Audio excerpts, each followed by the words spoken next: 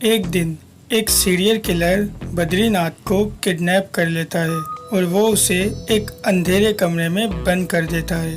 तो जब उस कमरे की लाइट ऑन होती है तो वो सीरियल किलर बद्रीनाथ के सामने ही खड़ा होता है।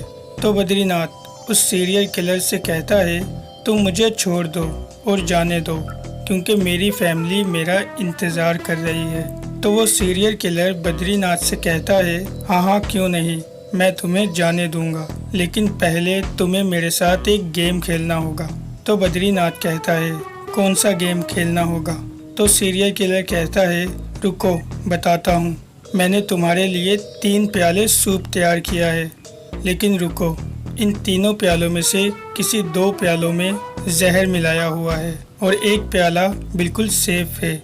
यदि तुमने वो सही वाला प्याला चुन लिया और उसे पी लिया तो तुम बच जाओगे और मैं तुम्हें छोड़ दूंगा, और अगर तुमने किसी जहर वाला प्याला चुन लिया और उसे पी लिया तो तुम्हारा बचना मुश्किल है और तुम यहाँ पर 1 से 2 मिनट में तड़प तड़प कर मर जाओगे। तो बद्रीनाथ उस सीरियल किलर की बात को सुनता है और बहुत ही डर जाता है और सोचने लगता है, मैं कौन सा प्याला चुनूं जो मेरे लिए सेफ हो। लेकिन दोस्तों, क्या आप इन तीनों सूप के प्यालों को देखकर बता सकते हैं इन तीनों प्यालों में से किस प्याले के सूप में जहर नहीं मिला हुआ? ज़रा अच्छे से देखिए और अपना आंसर हमें कमेंट करके बताइए।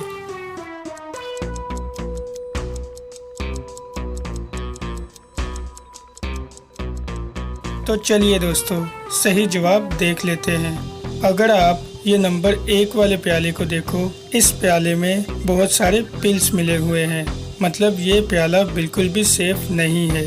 और अगर आप इस दूसरे वाले प्याले को देखो तो इसमें जो गाजर है वो बिल्कुल ही पर्पल हो चुकी है, इसका मतलब ये भी प्याला सेफ नहीं है। और अगर आप इस तीसरे वाले को देखो तो इसकी हालत सबसे बेहतर है, इसका मतलब लगता है इस प्याले में जहर नहीं है, तो ये तीसरे वाला प्याला ही सेफ है। तो क्या दोस्तों, आपका जवाब भी यही था? हमें कमेंट करके बताइए। तो चलिए एक और पहेली देखते हैं। एक दिन बद्रीनाथ, बुद्धदेव और जीवा ये तीनों एक रेगिस्तान में भटक जाते हैं और रास्ता खो जाते हैं। तो थोड़ी दूर चलने के बाद इन तीनों को एक चिराग मिलता है जो असल में अलादीन का चिराग है। तो बद्रीनाथ उस अलादीन के चिराग को उठाता है और थोड़ा सा घिसता है और इस चिराग के अंदर से एक जिनी बाहर निकलता है जो उन तीनों से विश पूछने लगता है, बताओ तुम तीनों की क्या विश है जो मैं पूरी कर सकता हूँ। और बद्रीनाथ, बुद्धदेव और जीवा इन तीनों की आपस में बिल्कुल भी नहीं लगती थी और ये झगड़ते ही रहते थे।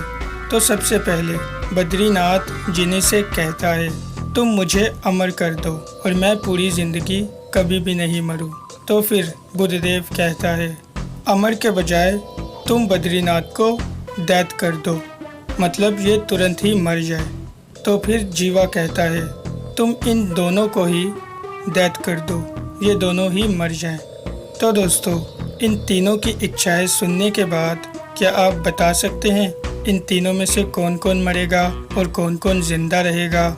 ज़रा अच्छे से सोचिए और अपना आंसर हमें कमेंट करके बताइए।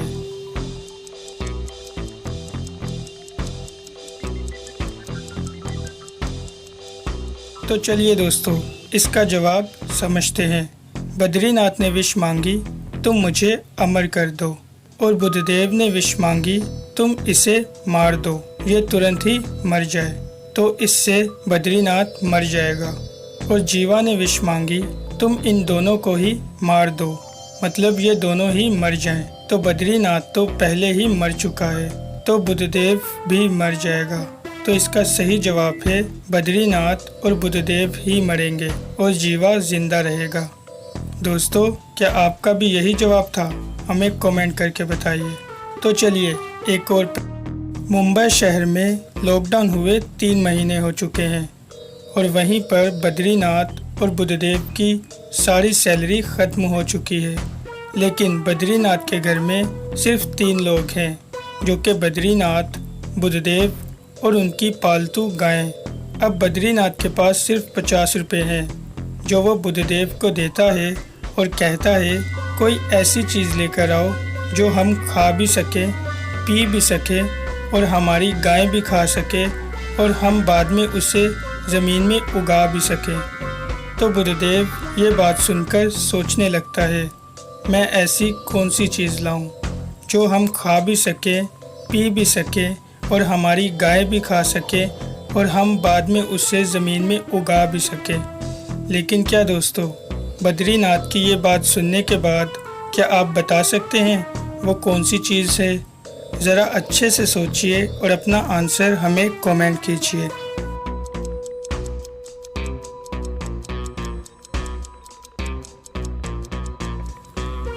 तो चलिए इसका सही जवाब देख लेते हैं। वो चीज़ तरबूज होगी, जिसे वो दोनों खा भी सकते हैं और इसका जूस पी भी सकते हैं और इसके छिलके गाय भी खा सकती है और बाद में इसके बीज ज़मीन में उगा भी सकते हैं। तो क्या आपका जवाब भी यही था? हमें कमेंट करके बताइए। तो चलिए एक और पहेली देखते हैं।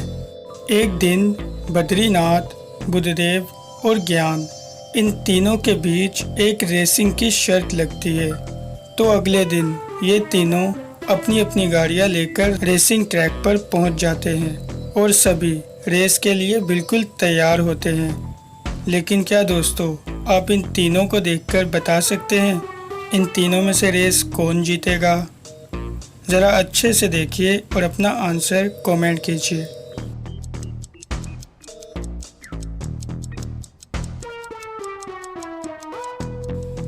तो क्या आपको समझ में आया इन तीनों में से रेस कौन जीतेगा?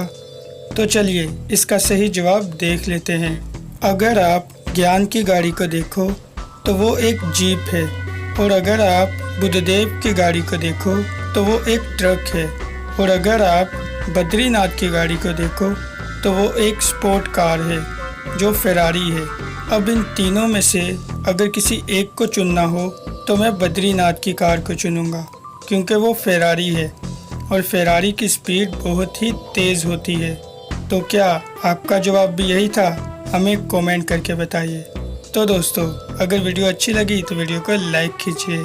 इन्फो रीडर चैनल पर नए हो तो सब्सक्राइब करके बेल आइकन को भी प्रेस कर लीजिए और मैं मिलता हूँ आपके साथ एक नए वीडियो में। Thanks for watching.